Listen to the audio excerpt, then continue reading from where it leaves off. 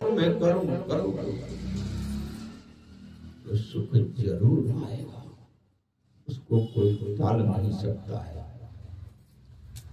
तो जब पाप कर्म में ये जीव परिणत होता है तो एक रूप से भगवान हृदय में बैठे हुए उसको भी सांत्वना देते हैं। जभी तो वो जीवित रहता है, जभी तो वो पाप कर्म के दुख को भोग पाता है। परमात्मा हर तरफ से हर जीव की हर क्षण अनुभूति कराते रहते हैं। हमको अनुभूति नहीं हो पाती है इसलिए कि हम उनसे जुड़ना नहीं चाहते, हम उनकी कोई बातें सुनना नहीं चाहते। एक सज्जन मिले, मैंने उनसे कहा भाई सत्संग में आप आना। बोले मुझे भगवान से दूर रखना, तभी मैं आऊंगा। जो भगवान की बात सुन के राजी नहीं है वो भगवान के प्रेम को क्या जानेगा। ऐसे ही जीवन निकल जाता है और कुछ नहीं पा पाता है। और जो लोग जान लेते हैं भगवान के प्रेम को तो वो संस्कार ऐसे होते हैं जो आने नहीं देते हैं। कथा होगी, पूजन होगा, हवन होगा, कहीं भगवान के प्रति ज्ञान दिया जा रहा हो तो संस्कार ऐसा है कि वो आने नहीं देता है। लेकिन फिर भी भगवान एक बार सब पे मदद करते हैं। जो नहीं आना चाहता है कुछ रास्ता ऐसा बना देते हैं उसका कि वो कथा में चला जाता है, बुला लेते हैं। पापी से पापी व्यक्ति को भी अपनी कथा में वो बुला लेते हैं किसी किसी मार्ग से, और उसको कहते हैं यही सन्मार्ग है, इस पे चलो।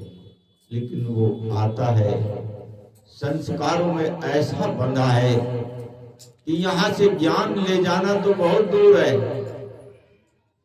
अज्ञान लेके जाएगा और आएगा तो सो जाएगा अज्ञान। लेकिन भगवान जरूर एक बार उसको भी बुलाते हैं। ये भगवान का प्रेम होता है।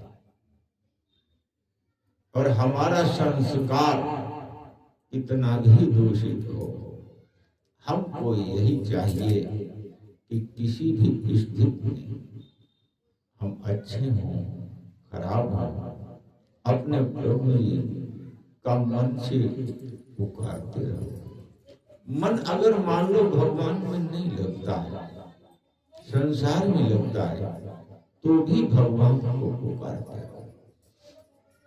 उसमें दो कंडीशन होती है।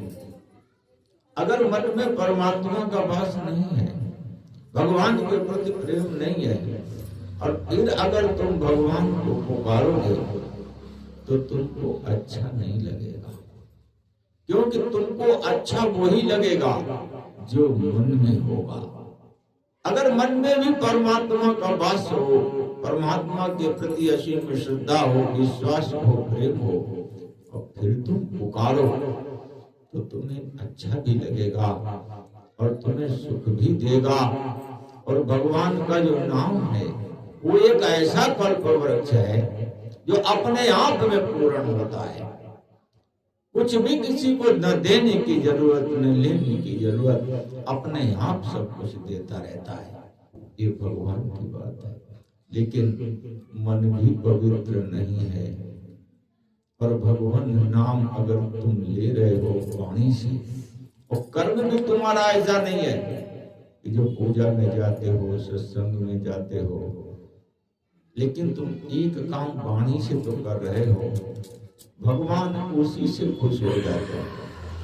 वो कहते हैं कि कोई बात नहीं, इसके मन में मैं नहीं पहुंच पा रहा हूं, ऐसा इसका संस्कार नहीं है, और ये कर्म भी ऐसा नहीं कर पाता है, लेकिन नाम तो हमारा ले रहा है, किसी भी तरह से ले रहा हो, भगवान उसके अनुकूल हो जाते हैं। और भगवान कृपा करते रहते हैं, वो फिर भी नहीं समझ पाता है। क्योंकि भगवान की कृपा की अनुभूति तो वही कर सकता है जिसके मन में भी कन्हैया हो, वचन में भी हो और कर्म में भी हो। भगवान की कृपा की अनुभूति तो उसे ही होती है, अनुभूति सबको नहीं हो सकती है। और जिसको अनुभूति होती है वो भगवान से कभी भी किसी भी क्षण अलग नहीं हो सकता है। ये जीव अपने संस्कारों से बंधा हुआ है, ये ऐसा बंधा है कि जिस समय पर इसको दुख आना होगा आएगा, जिस समय सुख आना होगा वो भी आएगा। अगर इसने पूर्व जन्म में भगवान की भक्ति कर रखी है तो वो ही आएगी। सब संस्कार अपने समय पर आते रहते हैं और जाते रहते हैं, लेकिन भगवान की जो भक्ति है, हम पे दुख आए या सुख आए, अगर भगवान की भक्ति हमने कर रखी है तो वो इतना सुख देती है कि बाहरी दुख और सुख हमारे तक पहुंचे ही नहीं पाते हैं। क्योंकि भगवान की भक्ति एक ऐसा अमृत है, क्योंकि ये जीव जब भगवान से जुड़ता है, भक्ति का मतलब ये नहीं है कि तुम पूजा करते हो, पाठ करते हो, मंदिर में जाते हो, आते हो, ये भक्ति नहीं है। हाँ, भगवान से जुड़ने की क्रिया है, एक संस्कार बनता है, लाभ पूरा मिलेगा। लेकिन भगवान की भक्ति तो उसे कहते हैं जब ये जीव भगवान के स्मरण में भगवान से जुड़ जाए और जुड़ा रहे, फिर सारे कार्यों को करता रहे, वास्तव में भगवान की भक्ति वो होती है। भगवान की भक्ति, भगवान से जुड़ने के बाद कर्म का त्याग नहीं होता है, क्योंकि मनुष्य का शरीर है, इससे कर्म त्यागा नहीं जा सकता है। जिसकी सद्बुद्धि होती है, क्योंकि भगवान के पास ही तो सद्बुद्धि मिलती है, भगवान के पास ही तो सद्विचार मिलते हैं। और वहां पे रह करके जीव कहे कि मैं अपने कर्तव्य परायण को त्याग दे, तो कैसे त्याग कर सकते?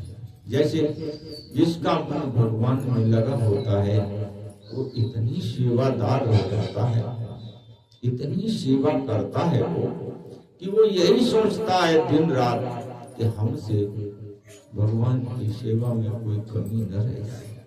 जिसका मन भगवान में होता है, तो जब उसका मन भगवान में लगा है तो संसार में भी उसको भगवान की सेवा ही मिलती है। कोई भी कार्य हो, माँ की, बाप की, बच्चों की, पास पड़ोस की या हर जीव की किसी भी प्रकार से हो, जो भी सेवा करेगा भगवान से जुड़ करके करेगा और वही सेवा भगवान को प्राप्त होती है। और सच्चे मानों में वही भगवान की भक्ति होती है। भगवान की भक्ति ड्रामा नहीं मांगती है। तुम ज्यादा प्रचार करो, ज्यादा कथा करो, ज्यादा ये सब कुछ करो, इससे भगवान प्रसन्न नहीं होते हैं।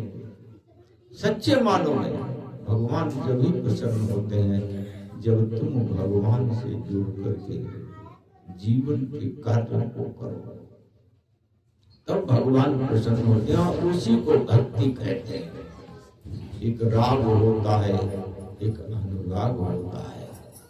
राग संसार से होता है, इससे प्रेम किया, उससे प्रेम किया, ये राग होता है।